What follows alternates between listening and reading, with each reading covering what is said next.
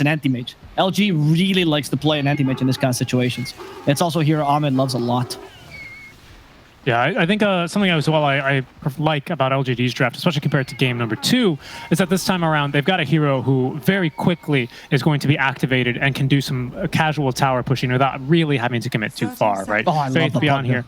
On the Nether Blast, yeah, easy to do, excellent for this. Sand King normally quite good against defending against, you know, the slow siegers, of which I would consider Pugna a faster slow sieger, but a slow sieger nonetheless.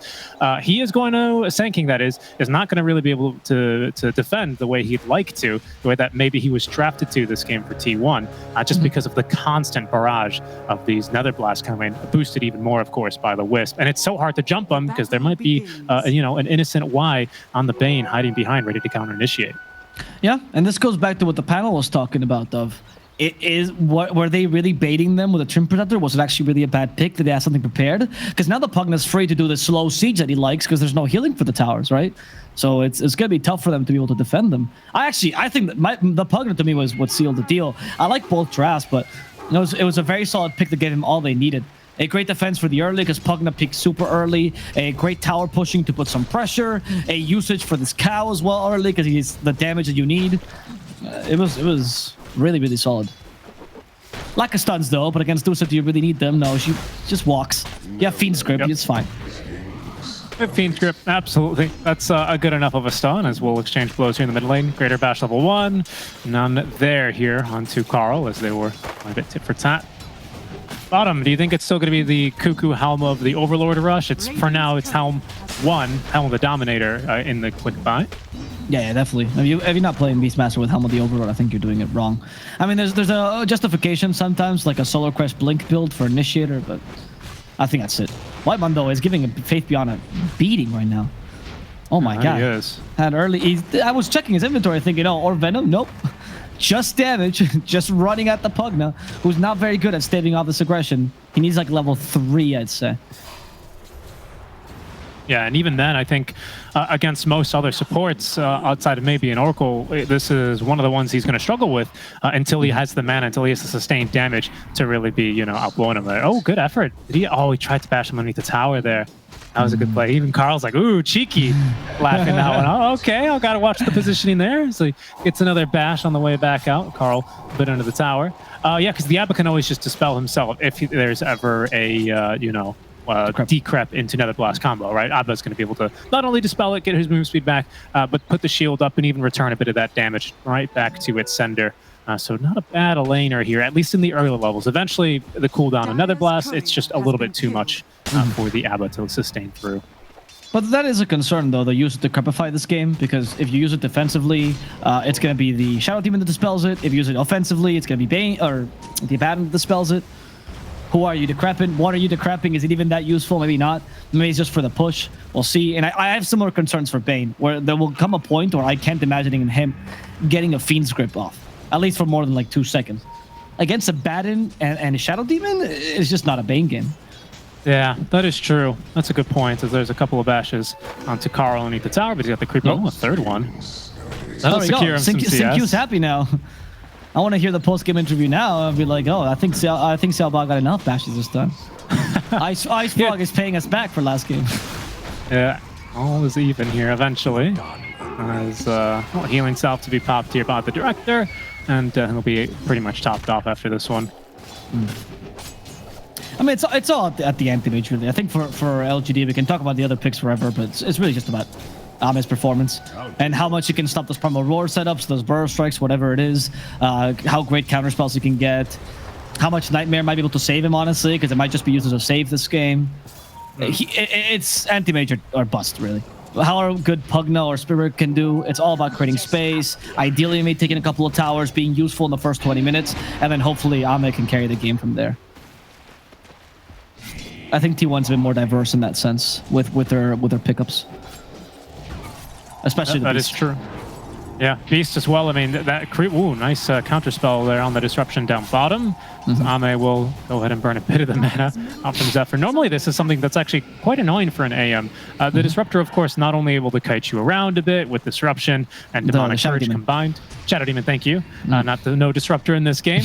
Just the Shadow Demon, but he's also usually, if he can actually get the disruption onto you, that is, he can also burn all of your mana in the laning stage with those illusions, because of course they do come fully built with their passives. Yeah, even though the passives did get nerfed slightly in the illusions, it's enough to annoy the anti-mage, right? Doesn't have a huge mana pool to begin with. It's overall, I would say, okay, that lane. I mean, the Shadow Poison is also going to get very punished in the mid game with another ward, ideally. Now that it has the 50 base damage, you won't be able to spam it as much in fights. So there's a lot of counters in this game, to be honest. A lot of heroes that might have to play a bit differently. From the Bane to the Pugna to the Shadow Demon might have to consider different strategies. And ironically, the changes to Nether Ward, which made it overall better, make it much worse against Abaddon. Because you would love to have that minus mana aura against Abaddon.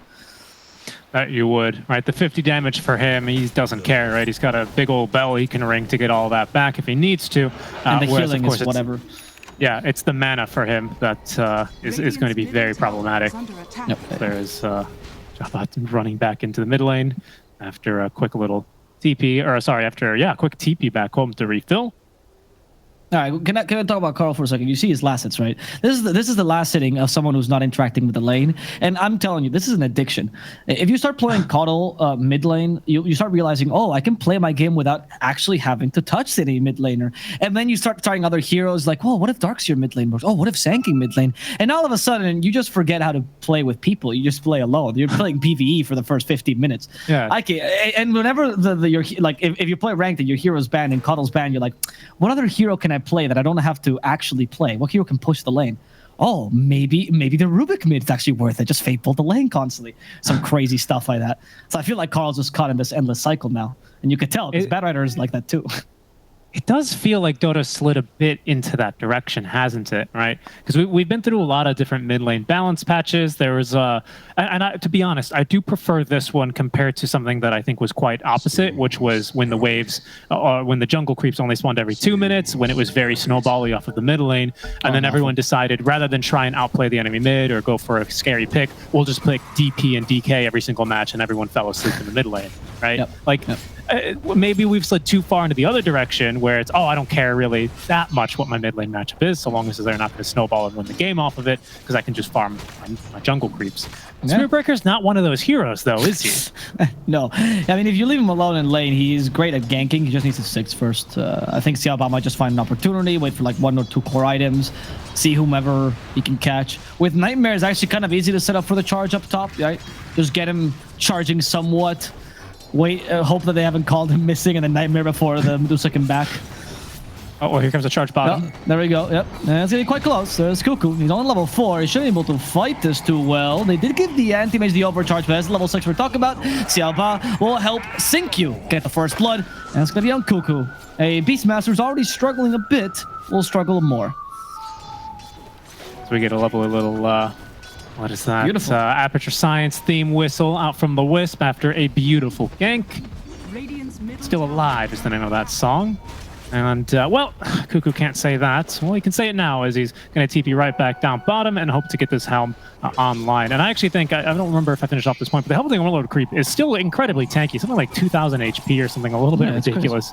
And that is actually going to do well to push and force Pugna off of towers. So we can see already 23 Savage having a bit of a rougher time at that, as there's already level 6 learned top lane for Faith Beyond, Life Train ready to go, along with a level 3 Nether Blast and 2 points in the Decrep. Yeah, that's why I mentioned earlier that I think T1 has heroes that can do like more as opposed to just creating space. Obviously, Spiritbreaker and Pugna have their roles into the mid game, but T1, the Beastmaster, can be a real impactful hero. The Sank can also scale nicely if properly itemized. I don't think LGD has that option. As much, no, at they least. don't. No, they don't. If Dusa is especially not a fast carry, even if she plays quote-unquote fast, then I'm still very much stuck in his old ways, right? He still hates magic. He doesn't want to build into any of these newfound items, as he's going to have to blink away from the creep wave. That's going to be not the range creep denied, as Cuckoo will be pinged for that, but it'll at least be the range creep denied away from the AM. There's charge, though, as they're going to go looking again down bottom. Oh, Cuckoo once again in trouble. They're bringing back. And is that going to be enough damage for Cuckoo? He's out of mana already. They don't have mana void just yet, but it's fine because Ame perfectly body blocked him. However, the counter initiation from the Sanking, and in fact, the Shadow Poison destroyed Xiaoba, and they might also find Ame, who will fall here. So T1, really good counter initiation here from Carl. Great rotation, and much more valuable kills that they're getting. You only lost an off laner for a mid laner and a carry. And the Matt carry was, as anti-mage. yeah. Exactly. Yeah, he's the carry, right? And of course, this is a carry that there's a very specific reason he still goes for this Battle Fury build, and that's because he doesn't hit creeps. He doesn't farm very nicely. Unlike a Medusa who just needs experience, and into the jungle she goes, quite happy with how the lane has gone, as long as she gets good levels. So yeah, good rotations. That's of course the mid lane Sand King ganking the AM, who mirrors the rotation quite successfully. So good job there for Carl. Top lane Faith Beyond now in trouble as they'll make the jump on him with life drain though. He's pretty tough to take down. There's a big old mana void on a 23 Savage. Just a couple more auto attacks needed and they have the kill, but Faith Beyond will be taken down. It's going to result in 2 kills here in favor of PSG.LGD as they will now look for the third and final one onto Zephyr. We have another charge. We'll even go underneath the tower for this. There's a fortify to make sure that we're hitting everyone. This tower hurts early on. Zephyr is going to continue to be chased, popping the healing salve and juking the director here himself, who's going to need to be healed a bit by Sin Q. I think they should just be allowed to leave here. Pretty aggressive plays from PSG.LGD. I think this play is pretty much, if you got LGD in this tournament in a nutshell. Xiaoba dives, everyone goes with him. They realize Xiaoba is diving too hard. He has to either dies or gets away with a TP. But the kill doesn't always happen. At least he puts the fear of the cow inside of him. And in fact, now Faith Beyond helping out Sin Q. Here comes Carl, however, and he wants to get rid of the Sayo, and he will succeed. Another good rotation here for Carl. Zam is just trying to regain some lost net worth here in this top lane. Bottom lane, though, with the Helm of the Dominator creep, the tower will fall. Yeah, tower falls relatively quick. And Carl, with BOTs first on the mid lane, Sand King, and really good levels, he's able to defend this tower quite actively. But this is what I mean. There's not much he can do against Faith Beyond just spamming Nether Blast at the tower. In fact, Y is going to look to set up for a kill onto him. There's going to be the Nightmare. AM holding onto the Blink, and that's because the Spirit Cow from the Fountain finds a bash as well. And the kill even going towards Ame. And it's going to be now the tier 1 tower, pardon me, taken down. So at least the Pugner is doing his job, but the fact that a Beastmaster is matching you... You have the low Camilla push, but Cuckoo managed to recover nicely from the early game, already got the Helm of the Dom, and doing what Beastmaster does, which is, oh no, I couldn't pick Broodmother because she's either bad or banned, so I picked Beastmaster instead. Yeah, especially these days, right? Now that he no longer built a Necro book. What is that item even? I don't even know. Fake item. But yeah, he's basically going to play exactly like that. And I think this is actually a good hero to have versus an anti-mage because it's going to force him to farm a bit more awkwardly. If it weren't for this Pugna and this tower was still up and alive, you know, T1 might actually be able to put more pressure onto this AM. Of course, LGD, they draft their way out of that one with this Pugna pick, which is why we were so quick to commend it. So it does open up a bit of space for anti-mage. Dangerous, nonetheless, right? Because now we can see Carl continuing to farm up with the BOTs, and he's closing in on that first item, Blink Dagger. No, and that's probably going to be their timing to start getting ganks all over and trying to use the Primal Roar. It's hard to catch the anti-mage otherwise. Of course, the counter spell makes it difficult. And it's actually going to be LGD who takes the initiative. Sin Q coming in just to overcharge is the truest support play you'll find, as Carl wants to force them back. Ame trusting his support will just blink back last second. In fact, Sin Q will go back alone, and Ame will stay here. Interesting. Yeah, I mean, outside of a Beastmaster rotation, after Carl, you know, uses Burrow Strike, you're not really scared of anything here as AM, right? If the Abba is going to get the Curse of Avernus onto you, especially with support Abba, breaking news, you were probably dead anyway as an AM. So yeah, he's just looking to farm as aggressively as possible to make sure he can get this Battle Fury online and try and keep pace with the Dusa. And he's doing actually a really good job of that so far, I should say. He's actually managing to outpace the Dusa. But here's something that Dusa can do that AM can't quite so easily, and that's push tier 1 with the rest of the team here. As T1 will look for, well, the mid tier 1. Yep, and Faith Beyond's like, I'm not just a pusher, I'm also a D pusher, but I'm a pretty bad one, so take the tower, please. And the tower will fall easily. Cuckoo moving from his lane. One of the advantages of Beastmaster over the Broodmother we talked about earlier is that he actually can rotate a bit easier. And he sends the creep to Scout. Go Hellburst Smasher. Teacup is so torn right now, right? Does he support the Spirit Breaker, or does he support the Hellburst Smasher? No, tough game here as he sips his tea. With his brow furrowed, just trying to decide which one to go for. Hellbear Smasher, though, by far the best neutral creep to have for the purpose of pushing. Gives you the Swiftness aura, can clap the creep wave, slow them down, and do a bunch of damage. Later on, we'll see him running around, well, probably just with, honestly, the Ancient Black Dragon or the Granite Golem, whatever he can get his hands on. But for now, the Hellbear Smasher will do. I think Granite Golem is so good because this game, the AM will struggle to bring down. Like, he's like, oh, I took the mana away from the Granite Golem. Great. Good job, AM. That's actually a good point. Normally, I'm the one to fight for the Granite Golem. I mean, you're always out here standing the Black Dragon. Yeah. It's changed. Well, because the Granite Golem in this game, I mean, I make the joke there, but since AM's damage based on mana, right? The best way to beat an AM is just have more HP than mana. It's quite simple, but that's the reality. And Granite Golem gives you the actual HP, so what else would you want, right? You have relatively tanky heroes with not the biggest mana pools. Deuce is an exception. Help her out. Zephyr is the target, though, now. As they relocate, they just surround him from all places, but hopefully T1 can come and help him. And in fact, the Aphotic Shield will, as Y has been stuck in that Epicenter Sandstorm. He is going to die. Q is going to go back in a second. He will be able to bring the Director with him. So T1 will not get any more kills. But once again, Carl just hates Y. He respects him from this time when he won TI, so he knows he's just the first kill he's got to get every time. He's got to go, especially on a hero as impactful as the Bane. Correct me if I'm wrong, Avo, and I know that not Mana Void, but rather Mana Burn on Nyx Assassin is very similar to this, but there are no other percentage-based mana-reducing abilities in the game other than Fiend's Grip. It's a 5%, not a lot, but against very high mana heroes, that's Mana not... Break. Mana Break. Oh, good point, duh. And in fact, Mana Burn is not, because it's based on your intelligence. I guess to a degree you can call that percentage based. Yeah. Right. But for Dusa, it's not really, right? Especially because now you get bonus mana from Mana Shield, which doesn't get burned as efficiently as it would. No, good point. Yeah, so we got both sources of them, right, for LGD. Of course. That's very good. It's okay. It's all right. The Fiend Script, though, is the most important one. In fact, it wasn't the last Bad Rider game. Wyatt was also playing the Bane, right? Oh, well, for now, yes. Y was also on the Bane as he gets sent up first up to the high ground. He's going to get a little bit of healing. Not too much, though, as he will be taken down here. They're going to end up giving the kill here to Cuckoo, as the Triangle Expedition from LGD will not be so successful. Yesterday, Y bursted into the room into LGD and was like, guys, you know what player I just found out is amazing? SSA Spartan. We should start doing more things like him. Look at that high ground. He's not afraid of it. Zialbado in the bottom lane. Demonic Purge. That's going to annoy him. He echoes Saber. He hits the creep. He at least gets one last hit. And, of course, Disruption will stop that charge. Carl should have the Burrow Strike, and that's going to be enough to finish off Xiaoba. Really good positioning by T1 as well. They're immediately positioning themselves to cut off anyone who is hoping to try and support the Director there. You know, any PAs running back from their coffee runs or anything like that. But no chance, right? They've been immediately KO'd. There's at least a D ward from LGD, but this is T1 just playing really far up. Ooh, Ame, he's going to be able to live. This is T1 playing very far up and just making it so dangerous, as we just saw, for AM to find farm anywhere on the map. Now, this is the crazy thing. I think it was Nemo started doing this first, where they just run any carry with IO. You just give him IO mech, and all of a sudden, oh, back to full HP. They used to do that with Holy Locket as well. I wonder if he's going to pick that up on top of that. Oh, he is. Yeah, there we go. So even though Ame got almost to, like, what, down to 50 HP, he's back to full. Balanced game. Lovely IO. Ready to go, going for some illusions to help break the mana even faster.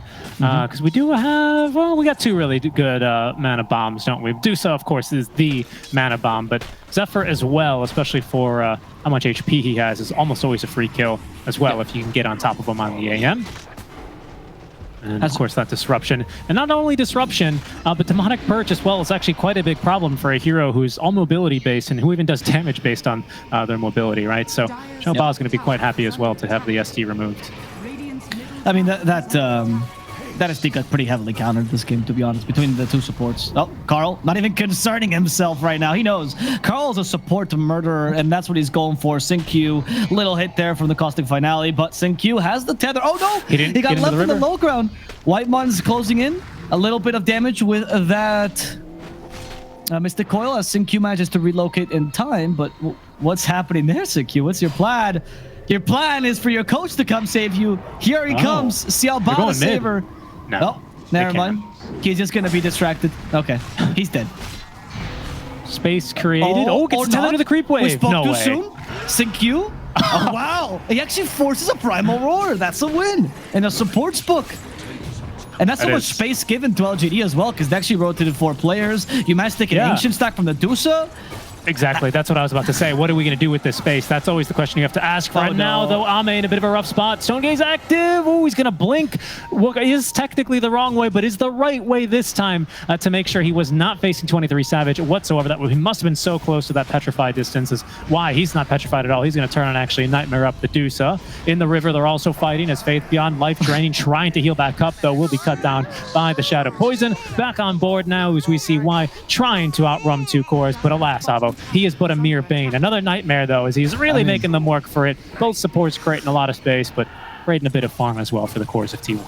I was wrong with my earlier comparison. Right now we have Ame, right, on the AM, and then 4 Pylite dies. They're just dying perpetually to try to create space for him. It's all about the anti-mage. They recognize this. They're pretty heavily countered. And T1, they know they can punish this, particularly with the fact that they're still keeping up their dual win condition, you could call it, with Dusa and Sankin keeping up equal farm. That's very important for T1, so they can diversify their options into the late game. And speaking of diversifying, we are going to diversify into an Ancient Creep now, as Cuckoo's finished up the Helm of the Overlord. So Ancient Black Dragon out on the field. Very balanced, 144 damage with 2,000 HP. Good luck trying to life drain and burst that guy down. So there he goes, cutting waves. So his game's going to 0.01 slower. What is this? It's the slight at him. Yeah, don't worry. He got it, at 18 minutes and 30 seconds and not, 18 minutes straight. So it was, it hurts. It hurts quite a bit. Just ask him. I mean, it's just 1 second slower. It's like this is like the Chinese Olympic coach talking here. Oh, perfection. Oh, what a force stuff by Faith Beyond. That actually will save him. And the relocate for good measure. That's going to make this Roche a bit more awkward if they still want to fight for it. T1 very invested in this idea. They ought to be a bit careful. There goes Zhao Ba, just kind of falling on in. The reload, okay, perfectly timed. That was why the reload was there, Avo. Xin-Q never makes mistakes. Reloads, they're never early and they're never late. They relocate precisely when Xin-Q expects to. It's shown there. I mean, I would think I was Xiaba as well, just charging at the right time, more than anything Xin-Q did, because he knew the timer was there. That said, the Roche will fall. Yeah, they even have a medallion to make it a bit faster.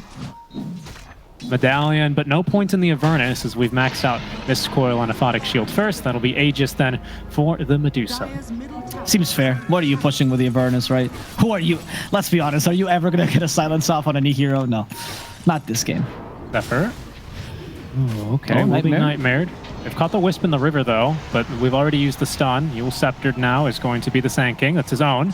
As they're going to go back. Fiend's Grip actually onto Zephyr in the Secret Shop. He will perish at the cost of Faith Beyond. Cuckoo, though, in trouble. Xiaba comes in, gets the kill onto the Beastmaster, but he himself could be in trouble. They're waiting out that bulldoze and actually decide not to engage in the end as Ame. Might be a bit too scary. He's on the high ground. Oh, never mind. T1, still from the low ground, fighting this. A lot of healing for this anti-mage. They Nightmare the Dusa, and they're going for White One first. Get rid of that save. Is 23 Savage still in a bad position, or are they just too strong to be brought down? LGD will respect them and let them go. The Age is still there, of course. Yeah, that makes sense. I think those 2 kills, yeah, they're not going to be worth the time invested. They'd rather farm the rest of the map now that the Beastmaster is dead. Zephyr was dead as well. Oh, what? Shabbat? What I love about this is a normal Spirit Breaker would see the Sand King in his way and think, oh, I got to retreat. Xiaba activates Bulldoze instead to go faster. That's true coaching thinking. And now he might be killed because of this. Yule Scepter, they have the Epi. They should have Burst Strike in a second. Oh, Xiaba got slowed by the Epi, but not good enough. He's too good. There he goes. All right. Alrighty there. And then not quite a full heal on the Wisp. Not without the mech anyway, especially with this big old HP pool that the Spirit Breaker sports. Highest starting base HP in the game, but now with a very good strength gain, only 3.0 per level, but still quite tanky nonetheless early on. Shadow Blade now on top. Yeah. Bulldoze. Very, very strong spell. Very strong spell. This is the build from back in the day when you were playing Spirit Breaker. You go, what do I even build in this hero? I guess Shadow Blade. Because someone figured out, oh, I can become invisible during the charge. Genius. I'm talking like 8 years ago or so. People thought this was the most innovative thing in the world.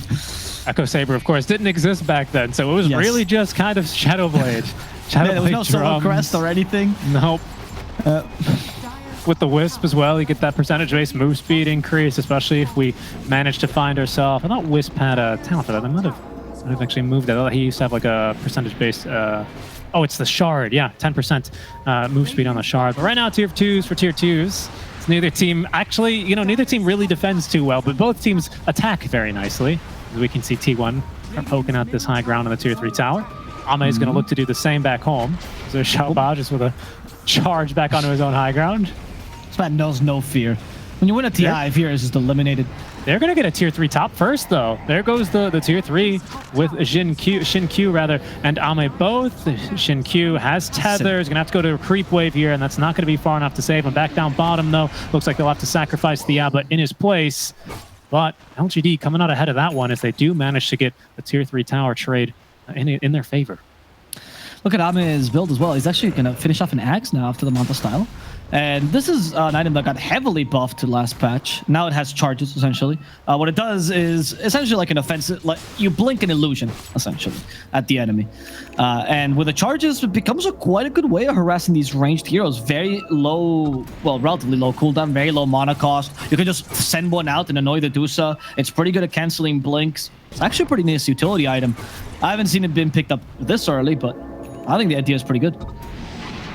But is it a fighting item? Like, are we going to look to fight for LGD now? Is that their plan? Do they see kind of no other course for this game to go? Because, if we take a look at what Dusa's got, I would argue she's got an even better fighting item in the Butterfly, right? With this evasion and no MKB, just a lot of magic damage to get through it. I mean, this is an AM fighting item, right? Let's be honest. AM is not the kind of guy. He's not Sven. He's not... Oh. They find him. That's what Ame does. He sees a fight. He's like, I can't win this. Let me just leave, and I'll go back when you're weaker. That's what AM does. So I feel like this item just perpetuates what AM likes to do, which is being able to poke and prod, kill heroes that are alone, punish any sort of mispositioning, and never get caught ever. I think it's good for that idea. It is true that the mano-a-mano against Dusa, it's a bit harder, but I don't think AM cares too much about that kind of matchup. All right. Guys, look what he's doing. Is he fighting? No. He is split pushing. He is ratting. That is the true he's going to fight now, though. Xiaoba from behind. There's the AM TPing as well to the outpost. Primal Roar there on a Xiaoba, but only reduced here thanks to the bulldoze. Fight now breaking out. 23 Savage in the middle of the fray, though, with the Stone Gaze active. Will delay this a bit as the Spirit Breaker in a bad spot. No, there's going to be the burst healing from the Wisp, but no relocate out. The mech burst, though, is not good enough, unfortunately, as Carl nearly picks up the kill onto Jinq as well, just off of the Caustic Finale alone. They do manage to at least get the Shadow Demon. As a Y forced back here by the Dusa, might be the last to fall. Faith Beyond being chased down in the meantime by Carl. Looks like Y's gonna be able to take Beyond home. Carl doesn't have enough stuns or lockdown to find the kill onto the bottom. Well, good idea, I think, by LGD, but as you said, you're just not ready to fight quite yet. This is good for poking and prodding in bad fights, but it's not good for these kind of counter initiations. You'd be stronger for that. In fact, they might see an opportunity. The board slowing him down. Just trying to force that counter spell. They have no Primal Roar anyway, so not gonna bother. I don't know, that fight you just went for the support, which is what you're supposed to do as the AM, but I wonder what the rest of your team's supposed to do as Deuce is pounding them. Like, what you have under-farmed other cores because that's what the AM does. You need to find a better solution than just try to force a bad fight. You don't have the resources for that.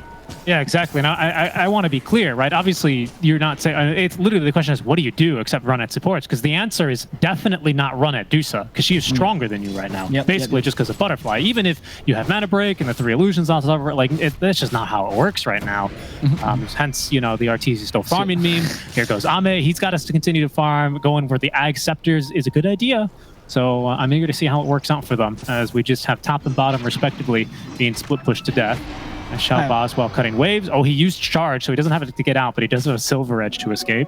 I'm fascinated about Xiaoba this game. It is, the way he plays Spirit Breaker is mesmerizing. I understand why T-Governor loves it so much. Oh, they missed the stun. They missed the stun. Carl was a bit too early, I want to say, on the disruption stun. It might have not hit either. You have to hit it pitch perfect, because otherwise counterspell comes off, right? So I get it. I don't think that's too much of a blame here. We're soon to get Scotty and the AM. Might need MKB, though, to deal with Dusa as bottom lane. The Spirit Breaker's pushing alone. Carl wants to help. I'm going to take the tower instead. AM. Okay. Continue to take the dragon. This Scotty frame is going to be huge, though. No, AM. There's the Fiend Script. They caught the Sanking. It's pretty good. And they do kill the Sanking. Oh, maybe not. Actually, a Meteor Hammer is going to end up finishing off Carl, but at the same time, Ame dies. So it's going to be a win for T1 overall. The Dusa wants more, but they're just a bit too slow. They don't have the cash. Xiaoba is capable of getting away until Demonic Purge comes over. What is it to do? what can he do but go invisible? They sentry him. There's going to be the relocate, so Sin-Q might just have to sacrifice himself. In fact, he's going to sacrifice Xiao Ba, who has no way of getting away, and he himself will just TP, try to bamboozle them, but that was the relocate back, another relocate away, so they couldn't really choose where he was going.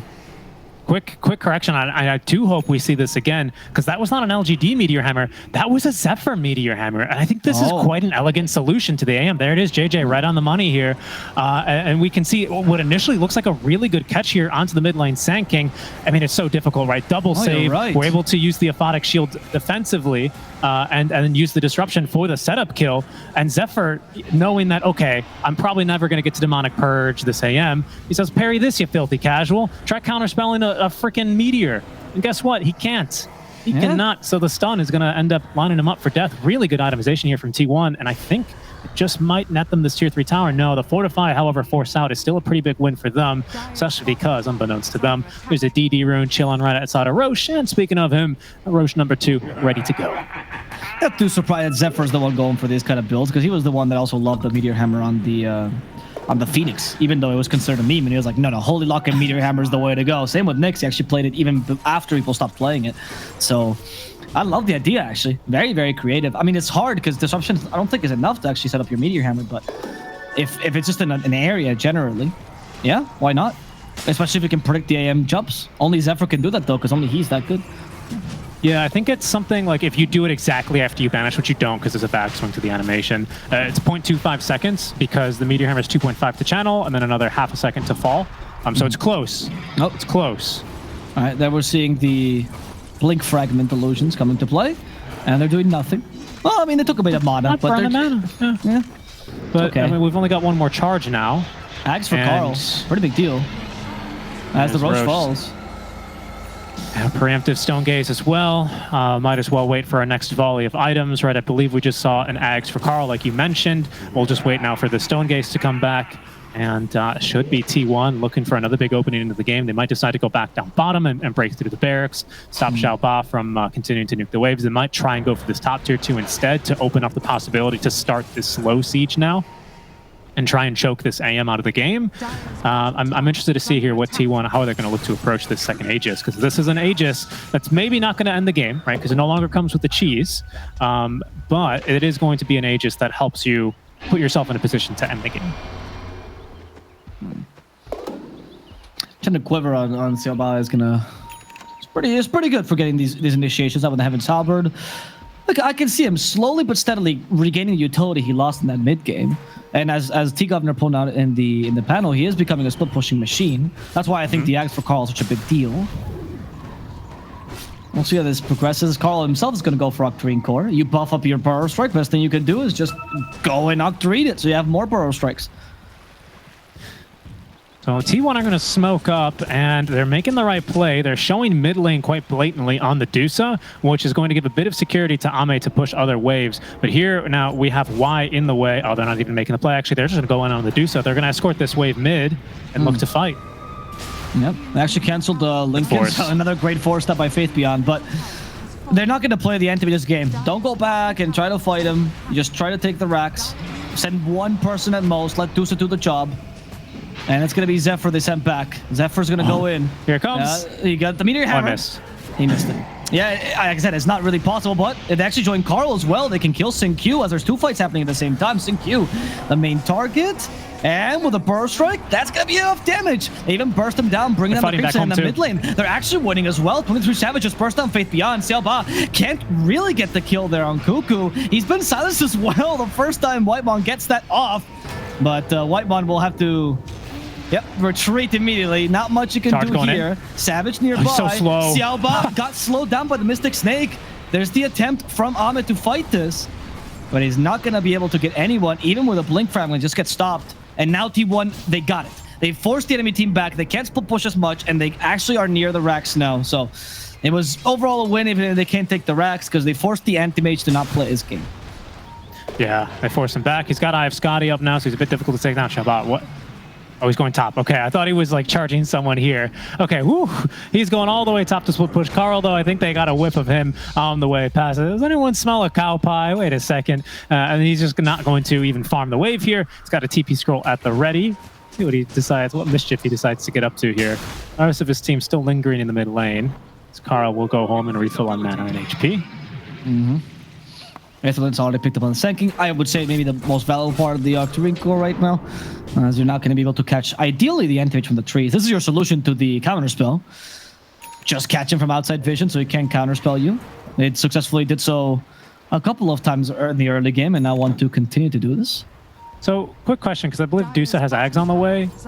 Because this is a global targeted ability, one of the few in the game, Charge of Darkness. Will she throw a Mystic Snake back at you across the map? That is a good question. I have no clue. Because that would be kind of funny. Because the way Mystic Snake works is that it doesn't go off cooldown until the snake returns, I believe. Yeah. So you just wouldn't have another snake. Oh, well, and we're not going to have a Y. Yeah. Oh, good point.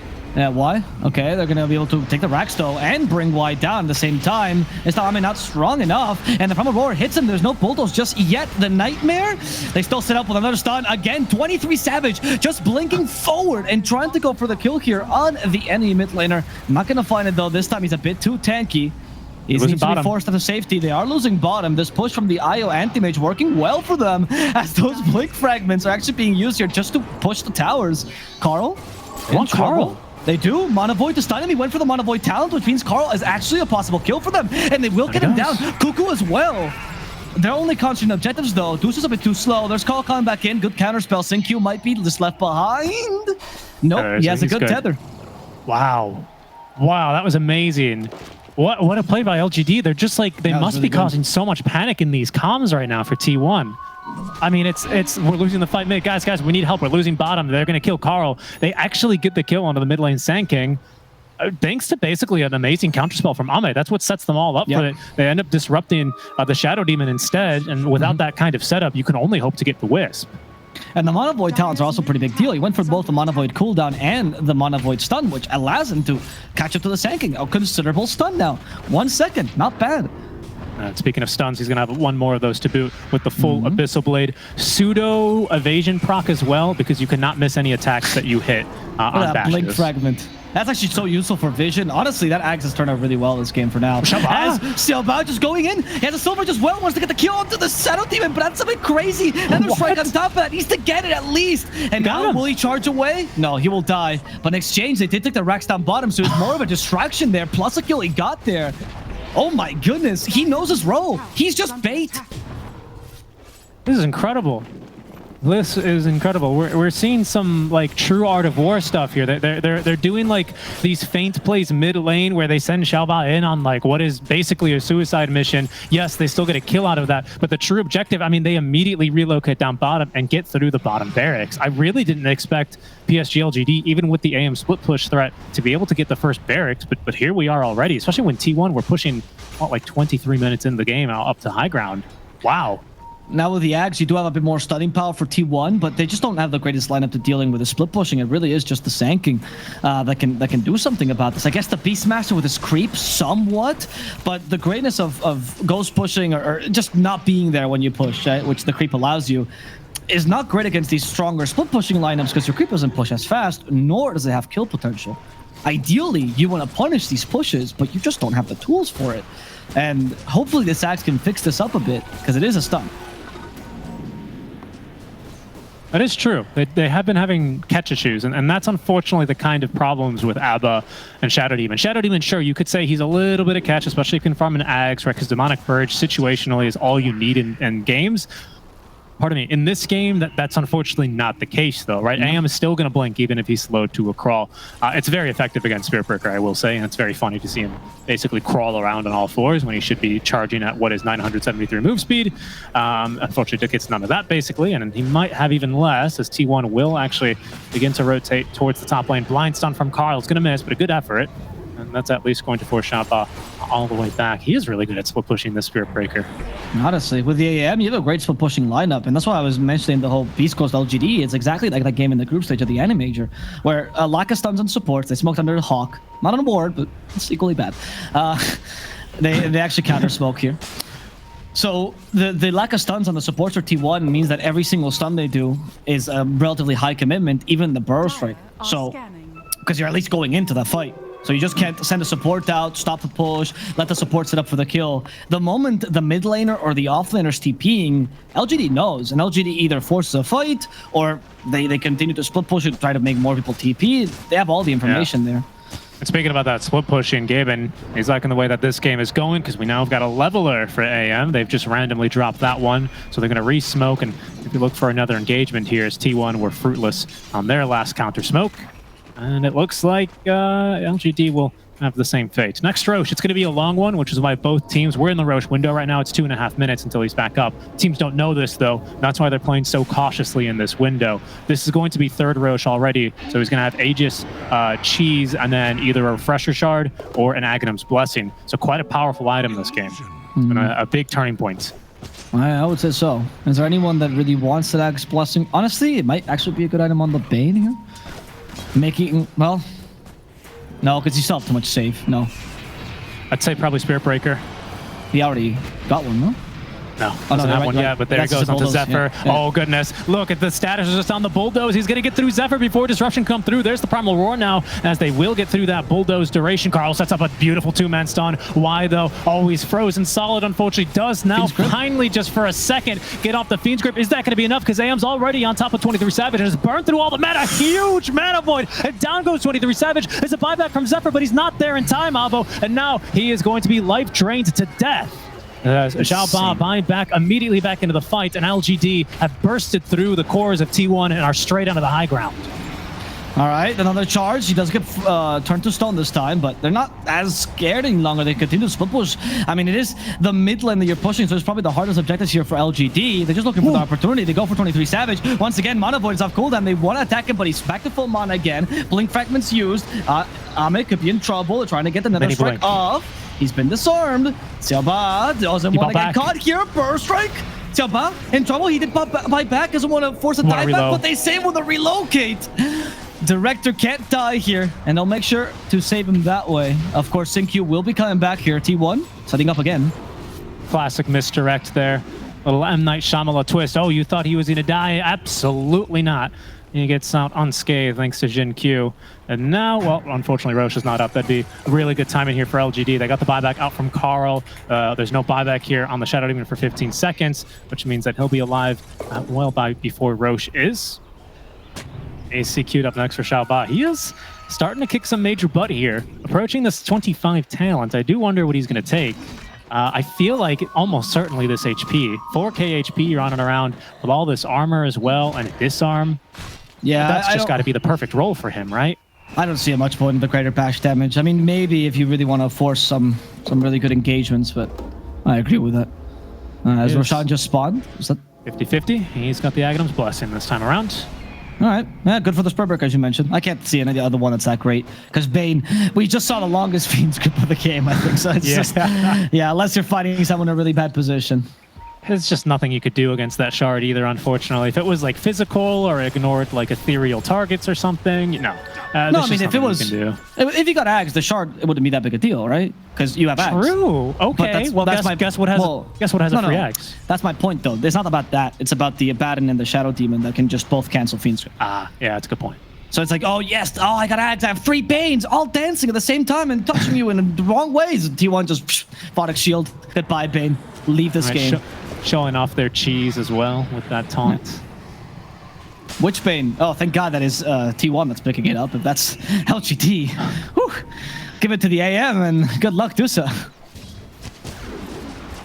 Yeah, that is a lot. I believe I don't have any other reason to believe this. That would stack additively, so you'd be looking at 7.4% max mana burned per hit from an AM. Well, it doesn't burn mana though. It just deals damage.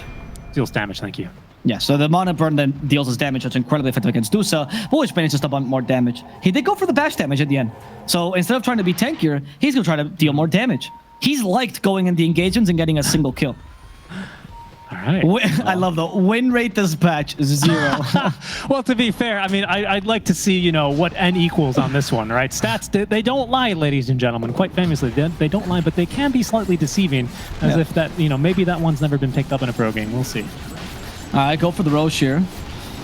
MKB on the AM is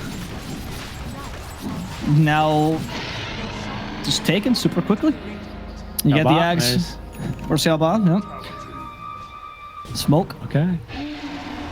Oh, they gave him the Aegis too. I mean, I guess he's the one committing suicide all the time. 1500 move speed. This is insane. Yep, goodbye. Crete wave deleted. Were they not suggesting... Oh, it was last game they were suggesting the Bloodseeker, right? Or was it this game? No, it was last game they were suggesting the Bloodseeker. I believe this game, T was suggesting the Bloodseeker for T1, though. It's for T1. Synderen wasn't sure if Cuckoo had played it recently, as I recall the panel kind of wrapping up. Now I see the greater bash damage, because it deals the 1.5 damage per creep, so it must be really, really impactful at pushing out waves. And if you're just a split pusher, who needs 800 HP but you can clear a single wave? He's actually almost as farmed as Medusa. It's kind of insane. I'm becoming a Spellbreaker believer in this game, honestly. Oh, I don't know. Friend request from T-Gov just sent to your I think SyncQ was right. It's all about the bash chance. They just got unlucky last game. This hero is strong. Very true. Yeah, that quite famously. Well, famously, if you're paying attention to the reviews, that's what they said after they picked it previously. So also, it clears the Hawks by accident when he goes through, honestly. He's done it a couple of times where he just gets through a Hawk on his way to an objective. My goodness, this is like the level 15 boss, this Kobold Foreman with 2,000 HP. You didn't want to mess with this guy. What, the Beastmaster took a Kobold Foreman? Yes, he did. As we take a look at how much gold he's fed away, 1,500 already. No, everyone knows Kobold Formans are the scariest creatures. And Dota 2. It's respectable damage. I mean, especially with this move speed buff. Not bad. LGD, though, I mean, how do they get into the base now, Avo? Because we've taken and cleared bottom and top barracks, so the kind of split-pushing Dota we've seen before, I don't think, or we've seen previously in this game, I should specify, I don't think we're going to really get to see too much, especially because T1, they're really in no position to be leaving the base, especially while this Aegis still has time left on it. The question is not how will LGD get to the base, but more who will Xiaoba charge when he gets into the base. That's the real objective. Yeah, of course, who gets a 75 intelligence talent, especially against an AM. The Spellbreaker has just been going in like crazy. I think you could just achieve the same thing once they get vision. Because now you can actually die. It's his dream come true. He can die once. Oh, the Foreman must die as well. Oh my goodness. The Foreman taken down. Got hit by a truck there, unfortunately, on the job site. Wasn't wearing his helmet. Down he goes. He's not going to get any workers' comp. Works comp for that. Thank you. OSHA, not here, not in this game. Why? Okay, let's go Scepter. Once again, why? It's like, maybe I could Fiend Screen. Oh, wait, no, forgot. I am useless this game. I am just a nightmare machine. Yeah, pretty much, right? Bane late game is going to be a bit tough, and unfortunately, you know, the previous game we casted is this one seems to have potential to go the distance. Remember our 100-minute game with Liquid, where Insania eventually picked up rapiers, and kind of I don't really see that happening here for Bane this game, unfortunately. Oh, Snapfire though. It was AA for Insania. Oh, it was AA. Yeah, you're right. AA. That's it. Yeah. I was like hero with attack modifiers. He's just charging the wars now. I guess killing the creeps, you know, that's the way the bash damage. It's great. Yeah, so the Bane, at least the Bane, he's got Telescope, he's got Aether Lens. Oh, and in fact, with all that cast range, Carl will make the jump onto him. That was an Epicenter used. Can they disarms as well as plenty of blink fragments thrown down. As unfortunately, they've caught a fake AM, but they'll Meteor Ham it all the same. At this point, it's just a fight of the AMs against the AMs, the real AMs, the fake AMs. It's all illusions. Oh, there we go. Oh my goodness. He's just going into the face. He wants to kill the Shadow Demon, and he'll get it. And he's actually getting away with his life. They kill Savage in the back. The distraction by Xiaoba is too good. And this man, he's okay to die. He still has the Aegis. Super calm. He knew this was calculated. Yule Scepter will do nothing. Xiaoba still alive. They need damage. Medusa's not here. You're right. She has no buyback. He goes in for a small charge. A wee charge for Whitemon. And that might just be enough to force him back to base as they're pushing down your towers. Is this going to be it for T1? Yeah.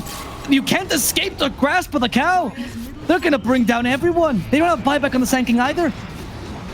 Oh my goodness. I mean, Xiaoba, he might be playing a cow, but your ass is very much grass this game, and as he goes right on into Cuckoo, the buyback's triggered, though. 23 all of a sudden with buyback, though, may have surprised him here, but the Ancient Exposed, Stone Gaze is out, and that will actually force PSG.LGD back a bit, as there goes the charge by Xiaoba right in onto Cuckoo. He still has Aegis, but so tanky to get through now. Whitemon as well, trying to keep everyone Aphotic shielded up, but they're right back out of the 23, and they've got through all of his mana. He can't get any attacks off, still alive, but another bash, and down he will go. He's gonna drop. The Ancient's gonna go